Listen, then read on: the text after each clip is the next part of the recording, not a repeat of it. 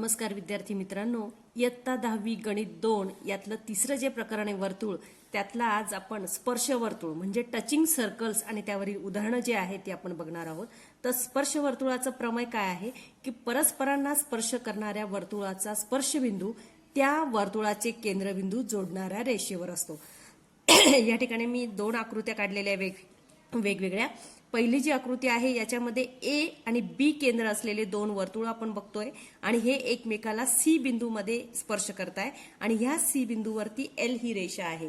म्हणजेच ह्या दोन आकृत्यांवरून आणि ह्या दुसरी जी आकृती आहे याच्यामध्ये ए केंद्र असलेलं एक वर्तुळ आणि बी केंद्र असलेलं हे दुसरं वर्तुळ जे आहे हे दोन्ही वर्तुळ परस्परांना या सी बिंदूमध्ये स्पर्श करताय आणि हा बिंदू सुद्धा कुठे या एल रेषेवर आहे. तर दोन्ही आकृत्या ज्या आहे त्यातली आता समजा आपण पहिली आकृती बघितली तर हे दोन्ही वर्तुळ एकाच प्रतलावर आहे आणि ह्या दोन्ही आकृत्या ज्या आहे ह्या एकामेकाला एकाच बिंदूमध्ये स्पर्श करताय आणि अशी जे वर्तुळ आहे की अशी जी आकृती आहे यांना स्पर्श वर्तुळ असं म्हणतात. या ठिकाणी सुद्धा हे दोन वर्तुळ आपल्याला जरी भिन्न दिसत असेल तरी ते परस्परांना ह्या ठिकाणी सी बिंदूमध्ये स्पर्श करताय. पण ह्या दोन आकृत्यांमध्ये फरक काय आहे की पहिली जी आकृती आहे ह्या पहिल्या आकृतीमध्ये ए केंद्र असलेला वर्तुळ आणि बी केंद्र असलेला वर्तुळ यांचा अंतर्भाग जो आहे हा पूर्णपणे वेगवेगळा आहे आणि ए आणि बी केंद्र असलेली ही जी दुसरी आकृती आहे याच्यामध्ये जर बघितलं तर एचा पूर्ण अंतर्भाग जो आहे हा बी मध्ये समाविष्ट आहे. तर म्हणून ही जी पहिली आकृती आहे या आकृतीला आपण बाह्यस्पर्शी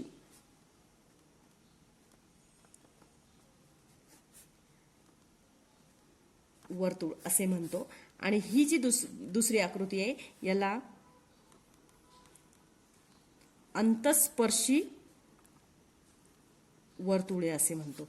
या ठिकाणी हा जो स्पर्शबिंदू आहे हा ज्या रेषेवर आहे ही रेषा जी आहे त्या ज्या बिंदूतून हा स्पर्श करतोय तर ह्या दोन केंद्राच्या मध्ये हा बिंदू दिसतोय आणि हे तिन्ही एक रेषे असतात. म्हणजे ए सी बी हे एक रेषा आहे आणि ह्या ठिकाणी सुद्धा ए आणि बी हे जे दोन केंद्र आहे यांना जोडणारी आपण ही ठिकाणी रेषाखंड जर काढला तर हा सी बिंदू जो आहे हा सुद्धा त्याच रेषेवर येतो. म्हणजे हे काय आहे एक रेषा आहे.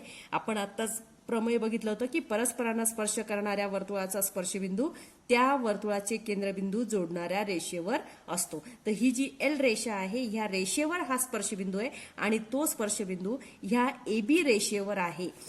म्हणजे जे केंद्र आहे त्या रेषेवर आहे, त्यांना जोडणाऱ्या रेषेवर आहे. तर आपल्याला हे जे वर्तुळ आहे यातला बाह्यस्पर्शी वर्तुळ यांच्या केंद्रातलं जर अंतर काढायचं असेल, 1 मार्कासाठी हा प्रश्न तुम्हाला परीक्षेला विचारला जातो, तर हे अंतर काढण्यासाठी ह्या ज्या रेडियस आहे म्हणजे ह्या ज्या त्रिज्या आहे, आता त्रिज्या कोणती पहिल्या वर्तुळाची काय आहे एसी आणि दुसऱ्या वर्तुळाची सीबी, तर ह्या दोघांच्या बेरजे एवढं हे अंतर असतं. आणि जर अंतस्पर्शी वर्तुळ असतील तर ह्या दोघं केंद्रातलं जे अंतर आहे, आता समजा ए केंद्र घेतला तर याची त्रिज्या काय येईल एसी आणि बी केंद्र घेतला तर त्याची त्रिज्या काय येईल बीसी. तर आपल्याला जर ह्या केंद्रांमधलं अंतर काढायचं असेल तर आपल्याला बीसी मायनस एसी करावं लागेल. म्हणजे यांच्यातला फरक जो आहे त्रिज्येचा तो म्हणजे ह्या दोन अंतस्पर्शी वर्तुळातील अंतर. आणि जर बाह्यस्पर्शी वर्तुळातील अंतर काढायचं असेल तर आपल्याला त्याची काय करावं लागेल बेरीज करावं लागेल. यावरील उदाहरण आपण लगेच बघूया. सराव संच 3.2 पहिलं उदाहरण आहे. दोन अंतस्पर्शी वर्तुळाच्या त्रिज्या अनुक्रमे 3.5 सेंटीमीटर व 4.8 सेंटीमीटर आहेत, तर त्यांच्या केंद्रातील अंतर किती आहे. आता आपण पहिली त्रिज्या जी आहे R1 रेडियस 3.5 सेंटीमीटर आणि second R2 is equal to 4.8 centimetre. कोणतं वर्तुळ आहे हे अंतस्पर्शी. अंतस्पर्शी वर्तुळाचा आत्ताच आपण बघितलं की त्यांच्यातलं अंतर काढायचं असेल तर आपण काय करतो, केंद्रातील अंतर बरोबर आपण काय केलंय त्याच्यातला फरक काढलेला आहे. म्हणजेच R2 मायनस R1. R2 किती आहे 4.8 मायनस 3.5. ही जी सबस्ट्रॅक्शन आहे ही व्यवस्थित करायची. इथे पॉइंट आहे, इथे पॉइंट आहे. पहिल्यांदा आपण 8 मधून 5 गेला आपल्या किती राहिला 3 आणि 4 मधून 3 गेला किती राहिले 1 आणि इथे 1 डिजिट सोडून पॉइंट आहे, इथे सुद्धा 1 डिजिट सोडून पॉइंट येईल 1.3 सेंटीमीटर. मीटर. हे काय आलं, त्या दोन केंद्रांमधलं अंतर. तर अशा पद्धतीने हे उदाहरण सोडवायचं आहे. 1 मार्कासाठी हा प्रश्न जो आहे हा प्रत्येक प्रश्नपत्रिकेत आतापर्यंत बोर्डाच्या येऊन गेलेला आहे. दुसरं उदाहरण आहे ह्याच उदाहरण संग्रहमधलं. बाह्यस्पर्शी असलेल्या दोन वर्तुळाच्या त्रिज्या अनुक्रमे 5.5 सेंटीमीटर व 4.2 सेंटीमीटर असतील तर त्यांच्या केंद्रातील अंतर किती असेल. आता हे जे आहे हे बाह्यस्पर्शी वर्तुळ आहे आणि बाह्यस्पर्शी वर्तुळाचं अंतर काढायचं असेल केंद्राचं, तर मी काय सांगितलं, काय करावं लागेल, आपल्याला ऍडिशन करावं लागेल. ह्या ठिकाणी जी त्रिज्या आहे त्याची ऍडिशन करावं लागेल. पहिल्यांदा आपल्याला काय दिलेलं आहे, R1 is equal to 5.5 centimetre आणि R2 is equal to 4.2 centimetre आणि आपल्याला काढायचंय केंद्रातील अंतर. आणि हे जे वर्तुळ आहे हे बाह्यस्पर्शी आहे आणि बाह्यस्पर्शी असल्यामुळेच इथे R1 प्लस R2 येईल, म्हणजेच 5.5 प्लस 4.2. ऍडिशन करायची आहे. 5 प्लस 2 7 आणि 5 प्लस 4 9. 9.7 सेंटीमीटर. हे काय आलं, केंद्रातील अंतर. केंद्रातील अंतर 9.7 सेंटीमीटर आहे. असं फुल सेंटेन्समध्ये तुम्ही आन्सर लिहिलं तर तुम्हाला पूर्ण मार्क्स मिळतील. आता ह्याच यातलं सराव संच 3.2 मधलं पुढचं जे उदाहरण आहे, आपण 7वं उदाहरण ते आपण बघणार आहोत. या 7व्या उदाहरणामध्ये एक आकृती आपल्याला दिलेली आहे. आकृतीमध्ये 4थं उदाहरण आहे. तर ह्या आकृतीमध्ये केंद्र P आणि Q असलेले दोन वर्तुळ जे आहे हे R बिंदूमध्ये स्पर्श करताय आणि बिंदू R मधून जाणारी रेषा त्या वर्तुळाला अनुक्रमे A आणि B बिंदूमध्ये छेदते. ही बघा, R बिंदू जो आहे स्पर्श बिंदू, याच्यातून जाणारी ही रेषा ह्या P केंद्र असलेल्या वर्तुळाला A आणि Q केंद्र असलेल्या वर्तुळाला B बिंदूमध्ये छेदते. तर पहिल्यांदा आपल्याला काय दाखवायचं आहे की हा AP आणि BQ किंवा QB जो आहे हे काय आहे, समांतरचं चिन्ह आहे. तर ह्या दोन रेषा जे आहे, रेघ जे आहे त्या काय आहे, समांतर आहे, हे सिद्ध करायचं आहे. दुसरं आपल्याला काय काढायचं आहे, त्रिकोण APR आणि त्रिकोण RQB हे दोन्ही त्रिकोण जे आहे हे समरूप आहे हे सिद्ध करायचं आहे. आणि तिसरं आपल्याला कोण PQR हा जो कोण आहे हा आपल्याला 35 अंशाचा दिलेला आहे आणि तो जर 35 अंशाचा आहे तर आपल्याला काय विचारलेलं आहे, RQB म्हणजे हा कोण जो आहे हा आपल्याला काढायचा आहे या ठिकाणी. तर हे पहिल्यांदा आपण टप्प्याटप्प्याने सोडवूया. आपल्याला जी दिलेली आकृती आहे तिचं नीट निरीक्षण केलंय, आपल्याला काय दिलंय ते आपण बघितलेलं आहे. तर आपल्याला ह्या दोन रेषा समांतर दाखवायचं असेल तर हा एक त्रिकोण आणि हा एक त्रिकोण जो आपल्या आकृतीत दिसतोय ते आपल्याला पहिल्यांदा कन्सिडर करावे लागतील. म्हणजे त्रिकोण PAR व त्रिकोण QBR मध्ये. आता ह्या दोन्ही त्रिकोणांमध्ये आता पहिला त्रिकोण आपण घेतला PAR. ह्या त्रिकोणामध्ये AP आणि PR ही काय वर्तुळाची त्रिज्या. एकाच वर्तुळाच्या त्रिज्या कशा असतात, एकरूप असतात. म्हणजेच रेघ PA एकरूप रेघ PR किंवा RP. आता दुसरा त्रिकोण आपण घेतला कोणता, QBR. QBR मध्ये सुद्धा RQ आणि QB ही एकाच वर्तुळाच्या त्रिज्या आहे. म्हणजेच रेघ QB एकरूप रेघ QR. काय लिहिणार इथे, एकाच वर्तुळाच्या त्रिज्या. आता ह्या दोन त्रिज्या ज्या आहे ह्या जर समान असेल, आपण त्रिकोणामध्ये बघतो की दोन बाजू जर समान असेल त्याला कोणता त्रिकोण म्हणतो आपण, समद्विभुज त्रिकोण. आणि समद्विभुज त्रिकोणाच्या प्रमाणानुसार ह्या दोन बाजू जर समान असतील तर त्या समोरील कोण सुद्धा काय असतात, एकरूप असतात. मग आता ह्या PRच्या समोर A कोण आहे आणि APच्या समोर हा जो ARP आहे हा कोण आहे. म्हणजे हे दोन कोण काय असतील, एकरूप असतील. आणि म्हणून कोण PAR एकरूप कोण PRA. त्याच पद्धतीने ह्या दोन बाजू समोर एकरूप आहे आणि म्हणून हा कोण आणि हा कोण सुद्धा काय असेल, एकरूप असणार आहे, कारण एकरूप बाजू समोरील कोण, समद्विभुज त्रिकोणाचे प्रमेय किंवा एकरूप बाजू समोरील कोण असं आपण त्या ठिकाणी म्हणूया. कोण क्यू बी आर, एकरूप कोण क्यू आर बी. आणि ह्या दोघांना सुद्धा एकच रिझन आहे, काय, समद्विभुज त्रिकोणाचे प्रमेय. आता आपले हे दोन कोण जे आहे हे एकरूप आलेले आहेत. आपण ह्या ठिकाणी हा जो कोण आहे कोणता, ए आर पी आणि क्यू आर बी, हे जे दोन कोण आहे हे काय आहे, विरुद्ध कोण. आणि विरुद्ध कोण काय असतात, एकरूप असतात.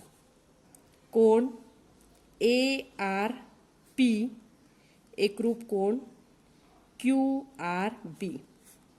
काय रिझन, विरुद्ध कोण.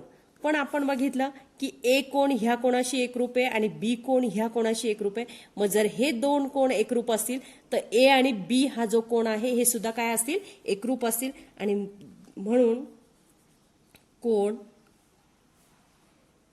पी ए आर एकरूप कोण क्यू बी आर. आपण समजा याला 1 म्हटलं, याला 2 म्हटलं, तर 1 व 2 वरून. आता हे दोन कोण आपण एकरूप दाखवतोय.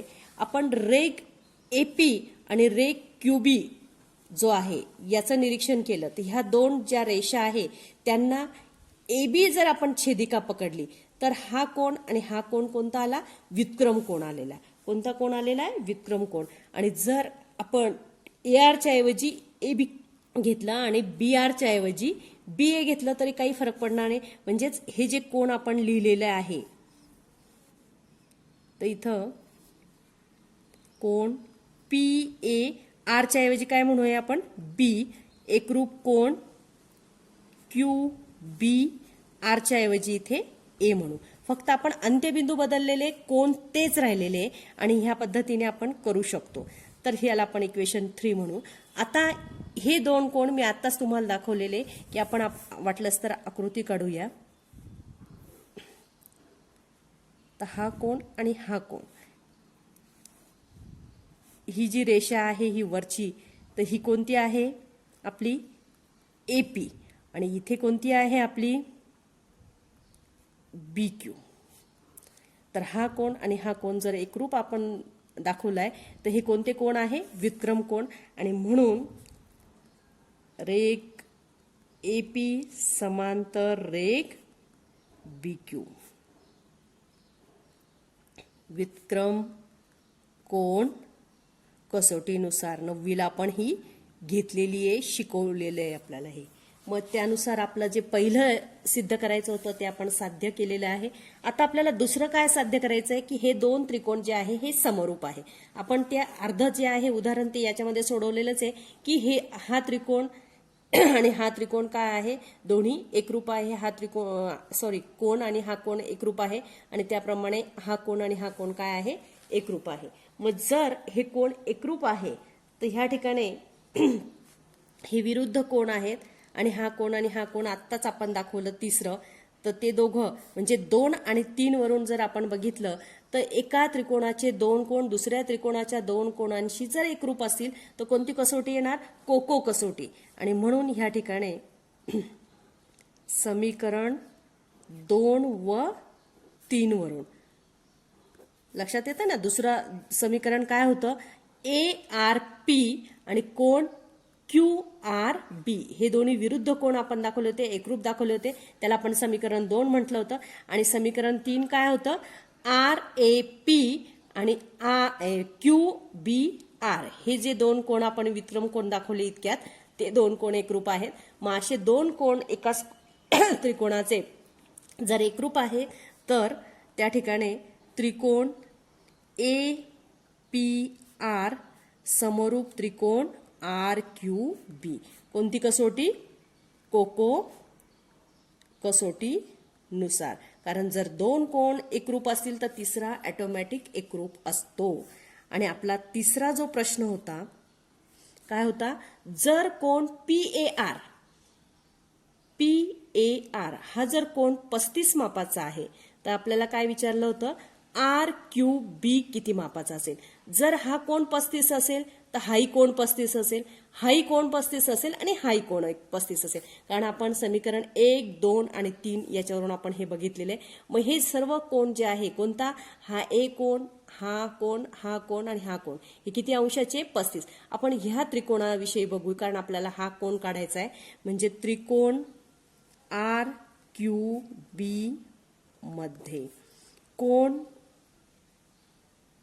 PAR आपल्याला किती दिलेला होता, 35. आणि म्हणून कोण QRB एकरूप कोण QBR बरोबर 35 अंश. आणि हे कशावरून, समीकरण 1 व 2 वरून आपण, म्हणजे हे दोन्ही कोण जे आहे ह्या त्रिकोणाचे हे 35 अंशाचे आले. हे दोन्ही कोण 35 अंशाचे. आपल्याला माहिती त्रिकोणाच्या 3 कोणांची बेरीज किती असते, 180 अंश. त्यातले हे 2 कोण जर 35 आहे तर 35 प्लस 35 किती झाले, मग कोण R Q B is equal to 180 minus 35 आणि 35 ची ॲडिशन करायची, किती झाली 70. आणि 180 मधून 70 केला किती, 110. म्हणजे angle R Q B is equal to किती आलंय, 110. तर अशा पद्धतीने आपण हे जे 3 प्रश्न होते ह्या उदाहरणातले हे सोडवलेले. ह्याच उदाहरण संग्रहामध्ये आणखी एक 5वं उदाहरण आहे, ते तुम्ही सोडवायचंय. आणि काही अडचण असेल तर मला तसं सांगायचंय. धन्यवाद.